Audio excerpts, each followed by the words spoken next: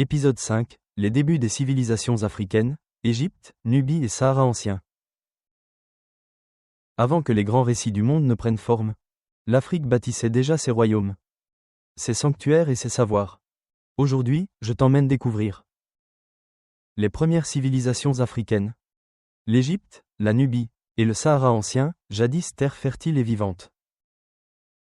L'Égypte ancienne est une civilisation africaine enracinée dans la longue histoire des peuples du Nil. Bien avant les pharaons, des villages africains maîtrisaient la pierre, l'agriculture, et organisaient leurs cités selon les cycles du fleuve. Au sud, la Nubie brillait comme une étoile jumelle. Kerma, Napata, Méroé. Ces royaumes étaient puissants, savants, et profondément connectés au reste du continent. La Nubie n'a pas imité l'Égypte. Elle l'a influencée, parfois dirigée, notamment à l'époque des pharaons noirs. Le Sahara ancien, bien avant d'être un désert, était un immense carrefour culturel. Des pasteurs, des artistes, des cultivateurs ont laissé des milliers de peintures sur les rochers, témoignant d'un monde vibrant, connecté, relié au Maghreb, au Nil et au Sahel. Ces civilisations ne sont pas des ruines silencieuses. Elles sont les racines profondes des cultures africaines d'hier et d'aujourd'hui.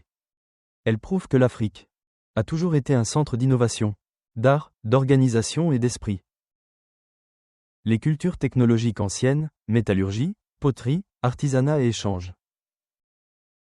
Le feu, le métal, la terre, les fibres. Bien avant les grandes villes, ces gestes simples mais puissants ont transformé la vie humaine. Les premières cultures technologiques africaines. Là où le génie humain a commencé à façonner le monde. L'Afrique fut l'un des berceaux de la métallurgie du fer. On y maîtrisait le cuivre, le bronze, et des techniques de forge profondément spirituelles. Le forgeron n'était pas seulement un artisan. C'était un sage, un gardien des savoirs ancestraux. La poterie africaine, vieille de plusieurs millénaires, n'était pas un simple outil. Elle était un langage, un art, une mémoire modelée dans l'argile. Les artisans étaient les ingénieurs du néolithique. Tisserands, sculpteurs, vanniers, maîtres des fibres, du bois, des pigments.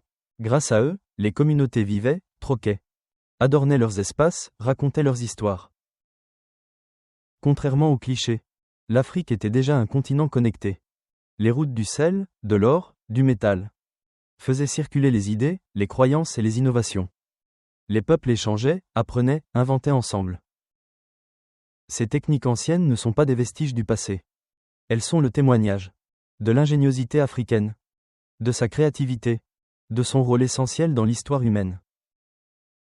Merci d'avoir voyagé avec moi sur les terres des premiers royaumes africains et au cœur des premiers savoir-faire africains. Si cet épisode t'a appris quelque chose, laisse un commentaire, partage, et abonne-toi pour la suite.